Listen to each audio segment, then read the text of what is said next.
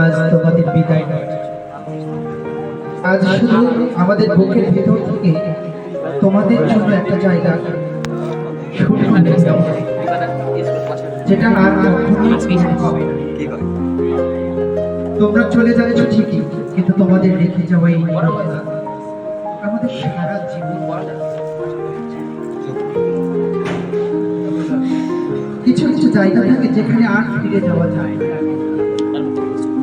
কিন্তু সেখান থেকে শক্তি পাওয়া যায় সারা জীবন। তোমাদের জন্য আমাদের দোয়া সবসময় থাকবে। ভালো থেকো, সফল হও, আর কখনো ভুলে যেও না তোমাদের জন্য এই স্কুলের দরজা সব সময় খোলা থাকবে। এই পর্যায়ে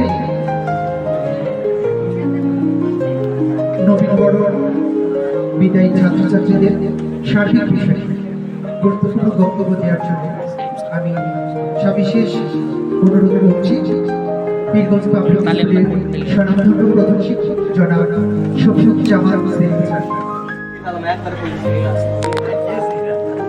সময়ের স্রোত কাউকে থামিয়ে রাখে না, কিন্তু কিছু মুহূর্ত সময়কে এই বিদায়ের মুহূর্তটি কেমন, যেখানে চোখ রয়েছে কিন্তু হৃদয় কাঁদে। পরিশেষে একটা কথা বলতে চাই, দীপ্ত আমি, সিদ্ধ আমি, দেবার কিছু নাই, আছে শুধু ভালোবাসা। দিয়ে গেলাম তাই। ধন্যবাদ।